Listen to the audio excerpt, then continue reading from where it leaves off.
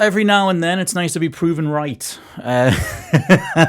Now, this report was written up at the end of April. It was like April 25th or something when it first went up. But I've seen it being cited a few different times across the last few weeks, and more specifically in relation to this Warner Brothers DC AAA multiplayer live service thing that is going ahead, that came from Warner Brothers themselves, putting an executive producer advert out over on their website, and various different parts of that advert advertised for someone that would look after, recurrent spending models, spending methods, live service things, and it's based on an iconic DC property or whatever. And so it made me think again of this report from Newzoo. Like I said, it came out at the end of April, but it just, they could not be more clear. Newzoo seems to be a bit of an analytical firm, a little bit like Sakana, where they look at market data, they look at consumer spending habits, they look at the way that we all play video games, interact with the different, monetization options that are on offer, and has brought a whole bunch of that data together for a conclusive report as of the end of April.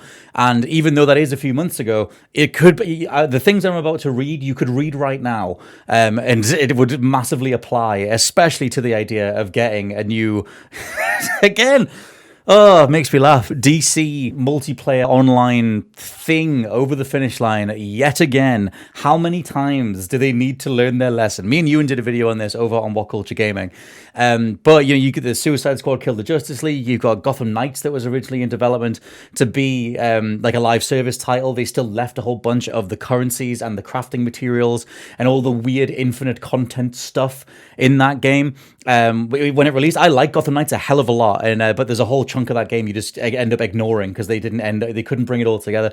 There's also Multiverses, which that felt like a DC fighting game. Like, I know it's Warner Brothers overall, but you did have Batman and Superman in there, and the world cared about that for a little bit, and then Warner Brothers went, there's more money in this, let's take this offline, and then let's try and put some more monetization options in there. And they took a year waiting to see how the hell they were going to do this new version of Multiverses. Then they screwed over the people who had bought in the first place, changed all the currencies, didn't do any refunds, nobody cared about the relaunched version of it, and then they took that offline as well. Anyway, it feels like you could just publish this right now. So Newzoo state that player growth has plateaued, turning the live service market into a zero-sum battle for attention. All business models from premium to free-to-play remain viable, however, scale and success vary dramatically by platform. For many titles, growth comes from capturing share, not expanding the total audience. This is a really interesting thing to zero in on, and there's a little bit more to this as well. But they're not the first company, to put that sentiment out there, that ultimately when we think about live service titles, and chances are, if you're playing a live service game, you're playing a multiplayer game, you probably have your favorites. You probably have the games that you leap into and you sort of mainline. Like maybe it's Call of Duty, maybe it's Fortnite, maybe it's Helldivers 2. There's only so much of that shared pie. There's only so much of that shared whole that all of those games are plugged into. We only collectively have so much time. And the general sentiment here seems to be that, GTA Online will be another one. General sentiment from this is that, if you're entering this space, you have to take players away from the other games. And at some point, the bar of quality is just so high. People are thoroughly satisfied with their GTA Onlines, with their FIFAs, or their Call of Duties, or their Robloxes, or whatever the hell it is, that, if you're going to try and pry them away, it needs to be an exemplary title that you're putting out, an exceptionally quality first offering that respects their time and, offers up an amount of content that you would want to then get stuck into on a daily basis. Nearly all of the games that take up something like the current top 10 on PlayStation or Xbox, or bits and pieces on Switch as well, they got there over time. Like Fortnite was a massive success overnight, but the version of it that exists today with the amount of recurrent spending methods that are in there and all the different skins and everything else, that took the last 8 years to bring together to be that good. It's the same with something like a Roblox. Took a little while to get going and became this massive behemoth over time. It's why it's quite rickety if you look into the making of it, and the stability of that game overall. It seems like it's held together with thread for the most part. But still, that idea of there only being so many, pieces of this pie, and so many companies have already got them under lock and key, all you can do is try and pry people away. Like, the general idea is that people do not have the time for another live service game.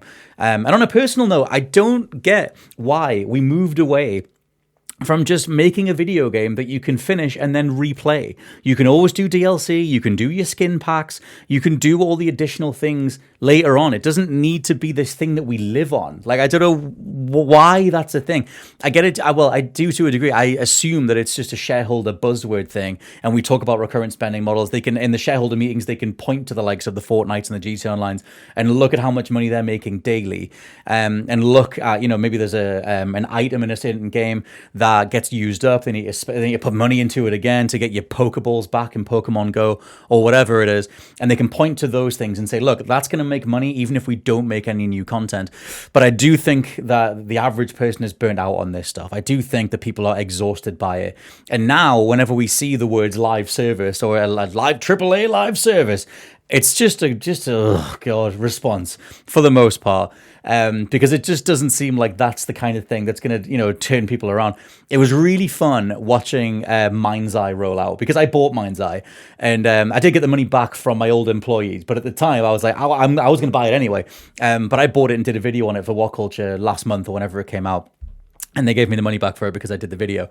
But the Mind's Eye that's appealing to me in regards to a game that I can get through, has a very specific focus, has a story focus, but a nice mix of gameplay and story. Obviously, in reality, barely came together at all. But the project scope is spot on. It's something that makes me really excited about Mafia: The Old Country that's coming out in a couple of weeks, is that is just a video game. It's not trying to replace your entire life. It's not trying to suck up your social life. It just wants to give you a story, some gameplay mechanics, go have fun, and you'll hit the credits and get your life back. Like, I don't know why everything has to be this, you will sit there and you will play forever kind of thing, outside of just raw money. Just give me the money over and over again. And so it makes me think of that stuff. But it's good having it in print. It's nice to see it on the consumer side. It's not just something that we're collectively feeling. It is a general sentiment of the data proves this. People only play a set amount of live service games, and they are not looking to move away from them anytime soon. Newzoo also says players are overwhelmed by an ever-increasing amount of content, yet spending more time on fewer titles. Marketing is more important than ever, as discoverability is at an all-time low. Publishers have a role to play, but branding, quality, and reach of influence will be critical. Now, I did select certain quotes from this. The whole report is available. I'll put the link in the description below. You can go read all this stuff, because I find the whole thing fascinating. I do find the business of the industry in the modern day to be fascinating, because it's so much bigger than the version of the industry that we grew up with, where you were getting all sorts of different projects greenlit. You would get a Vib ribbon on PS1 right next to a Metal Gear Solid, right a couple of years removed from Super Mario 64, which in itself largely, helped pioneer 3D movement, especially in a platforming space. And it's very rare that so many seismic things and such a variety of titles happen at a certain level of discoverability today, which is obviously what the report says. And if you're trying to enter the live service space, discoverability is even harder. Like, if you're making a first-person shooter with a live service component, good luck standing out against Call of Duty. Something like an Apex Legends managed to announce itself and overnight become an extremely solid battle royale, but they are so few and far between. For the most part, like the report says, people are overwhelmed with their amount of options, and they end up just sticking to the stuff that they know is actually going to be worth their time, and they're not going to invest in another ecosystem that might just shut down a few weeks later. Something like a Foam Star, something like a Multiversus, something like a Suicide Squad, something like a Concord.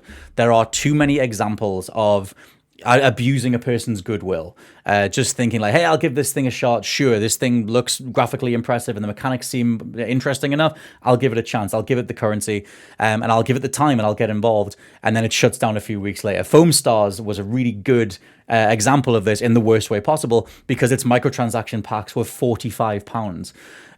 You could not have got a more obvious example of, we want to get as much money out of you as possible before we move on. Speaking of moving on, though, every Friday I'm going to be putting out the Just Good Game news, which is part of the Just Good Game show. You can get that over on Patreon. You can get access to the overall show. It's a giant medial podcast full of all sorts of different things regarding rumors, leaks, overlooked games, tips and tricks, money-saving deals, overlooked titles that have been discounted for that particular week or something, things that I think you would like to know and things that I'm hoping that you might want to play. You can get all that stuff over on Patreon a few days early before it hits the free feeds on a Saturday, and I also segment out the Just Good Game news every Friday afternoon in the UK. Around about 5 p.m. is when it goes live. Episode 0 is already on the channel if you want to go and look at that and get an idea of what I'm talking about. But outside of the just good games stuff, I'm going to be diving in on as many talking points as possible. And this particular one feels close to my heart because of how many times we have covered this over the years, or I've covered this over the years at my 12-year tenure at What Culture Gaming, which is over for me as a full-time employee, but I will still be popping up on the 3 podcasts a week, couple of news videos a week, and everything else is going to be right here